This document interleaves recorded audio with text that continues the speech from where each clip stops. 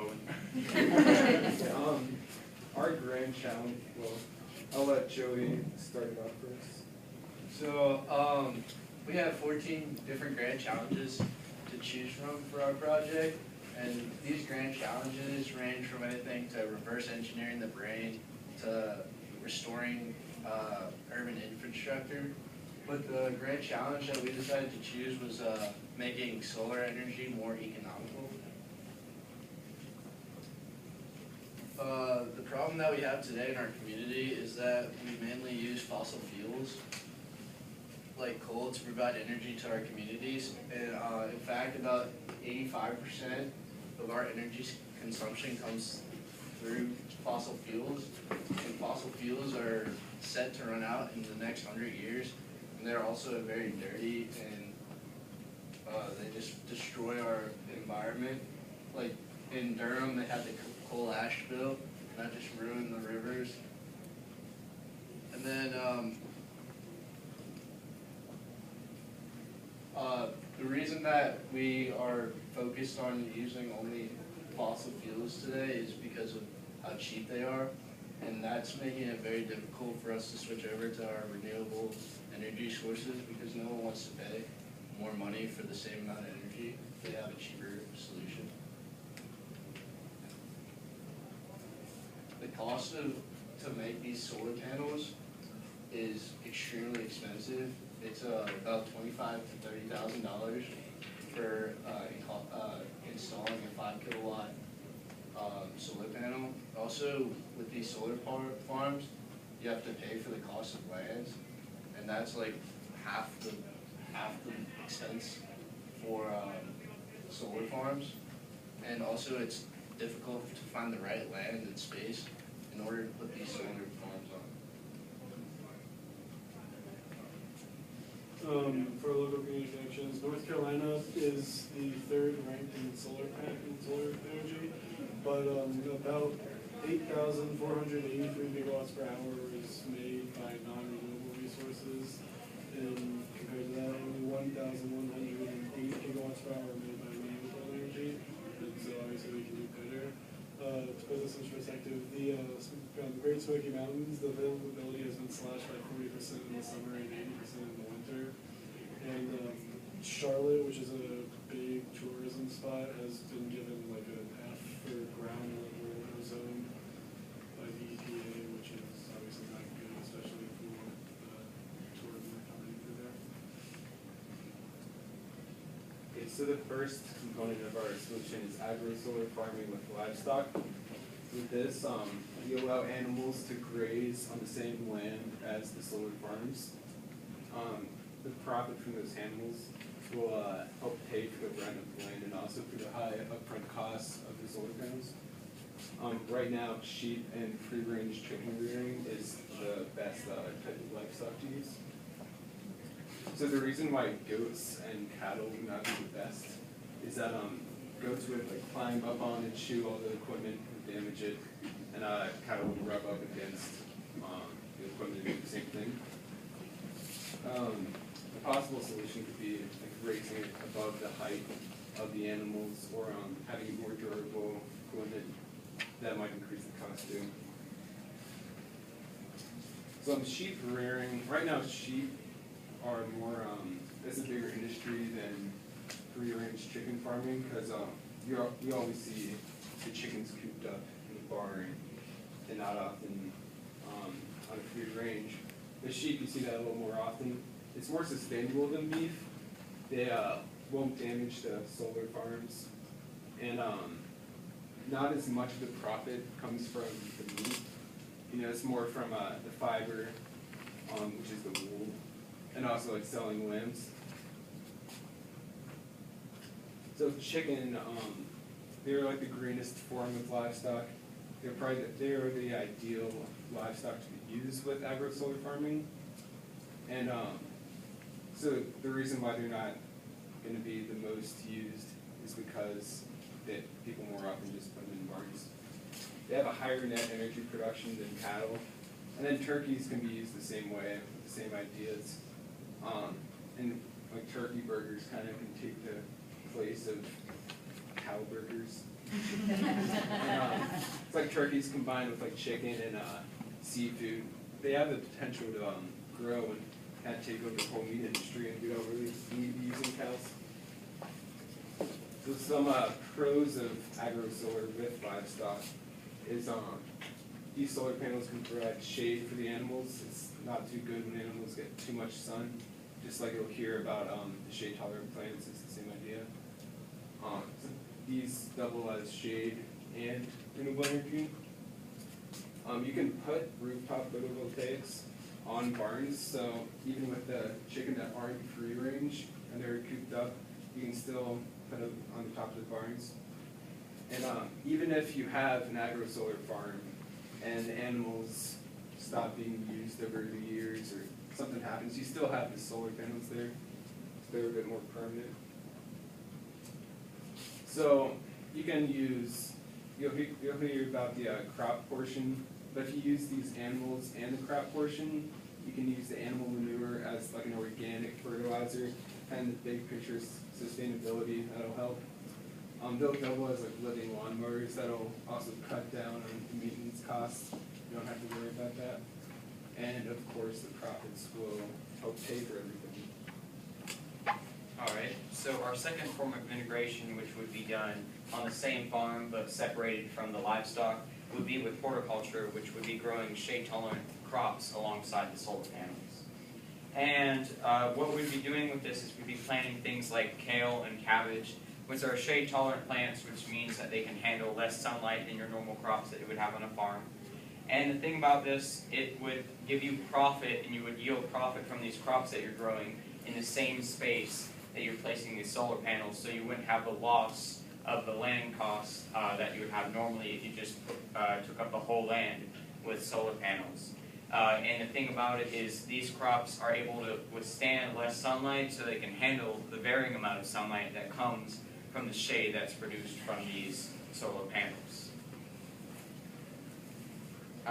And some of the effects of the solar panels, as I said before, they create a lot of shade or shadows that create the varying amount of sunlight.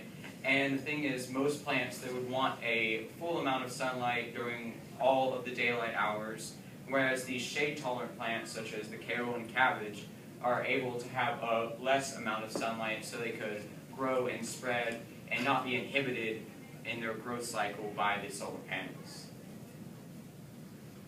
And the reason why we chose shade-tolerant plants or crops is the continued prosperity, as I said before. Even when there is the solar panels, they still grow and they're not inhibited, so you can still have maximum profit yield from those same plants in the same area. And also, the thing is, you can get those plants as close as you want to those solar panels. They can be right up next to it or a little bit farther away. It doesn't matter, because they can withstand that variability in the sunlight. So you can maximize the amount of plants that you're putting in that area, so you can then also maximize the profit. Can I ask, while you're at that point real quick, I'm sorry to interrupt, but the shade-tolerant plants, are they as lucrative as other plants might be on that same space of land? Like, I know you need to use the shade-tolerant to fit underneath these solar panels. Could you still make the same amount of money per acre or however else that might be measured with these types of plants? Well, you could make the same amount of money in terms of, especially if it's like a farm that already does some of these shade-tolerant plants as their major crop. It really depends. Some of these things like kale, which we'll talk about a little bit later, actually kind of can get more profit yield, because now with the drive for organic and superfoods, as they're called, can drive more profits for these farms. Awesome. But we chose these different crops, such as kale and cabbage specifically, because, well, with cabbage, it's already a crop that's commonly grown here in North Carolina. It's not as if it's a new crop that people know the variable amount of how to properly care for it. People know what it can do and the profit that it can yield, so it's already easily integratable with these solar panels. And also kale, as I said before, is a superfood, which means it's really a drive to be consumed with healthy eaters. So you'll get a lot of profit yield, and it, along with the cabbage, also has a lower amount of sunlight need. So you can get that shade-tolerant nature, but you can still get a lot of profit from its superfood labeling. And some benefits of these shade-tolerant plants include taking away the profit loss that we said before that comes from the land usage. There's also the multi-use sort of principle that comes. It becomes a win-win because you get the profits and you get the lowering of emissions from using a renewable energy source with solar panels. And it's also economical because of the solar energy being less in terms of negative impacts with the cost from the land use and being more positive with its availability to reduce carbon in the atmosphere.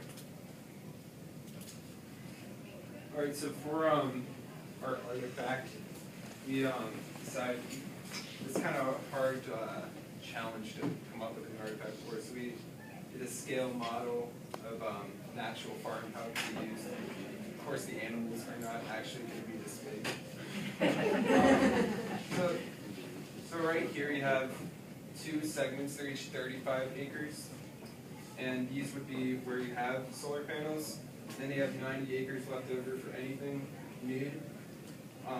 You have animals right here. It could be chicken, sheep, and over here you have the crops. And the upfront cost for about 35 acres would be $10.5 million. So that's kind of what we were saying with how expensive it is. That's why you need these profit helps. And per year, it would be 10.5 megawatt hours. So it'd be about 7 megawatts of direct current solar panels. But once you convert that to alternating current, it'd be about 5 megawatts for each of these sections. And this could be like mixed and matched. Like you have those 35 acres of livestock, 35 acres of crops, but you could do like the whole thing crops or just a smaller area, however it would work for that farm. Because we base this off of 160 acres, that's the average size of a North Carolina farm, and it'd be about $112,000 of rent per year. So of course, this is an average kind of model, but for any farm, it could kind of be shifted around. No, so this is the engineering design process. This is what we did to kind of do this pretty much. So first off, we kind of asked like, what can we do that hasn't been done? What would help more, and how can this really help everyone? Next was imagine up a new idea that would really be integrated, and with North Carolina being like a huge agricultural state, this was an idea that we could use in any state mainly. Plan, we just did research on what both agricultural farms and solar farms need, like how big they are, how much they cost, and just stuff like that to try and really see like what we were dealing with. Create, obviously we made the model. We tried our best to do as much as we could with what we had, and also how to do it. See some of the solar panels actually working. And just to improve, we just figured what worked, what didn't work, what we could do better, what could even be taken out, and just stuff like that. Squeeze the batteries and then light up. It's hard to get the wires to stay on the back of those batteries. So are there any questions? Okay. So You can go first. So is your plan then to go to farmers and install solar panels over their existing crops or livestock? Or is your plan to take an area that you wanted to put solar panels on and plant crops underneath the solar panel? Or both? yeah, it could be both, honestly, because there's already so many established farms. I would say for something like sheep, you might use like existing farms a bit more, and then for something like chicken, you might make the farms. It kind of depends on what you're doing and how established it is in the state already. So I know that you said that how to protect the goats from eating or damaging the soil panels, but how would weather-related activity affect the solar panels from storms or snow or tornadoes or hurricanes? How would you like either replace them or kind of just make it more protective towards weather? Yeah, well, I'd say with like natural disasters, you're always going to have like damage. I think the solar panels are pretty flat, like unless you raise them up, they'd be pretty flat. That would minimize the wind damage, like from tornadoes or hurricanes. Storms and snow, I would say the only effect that would have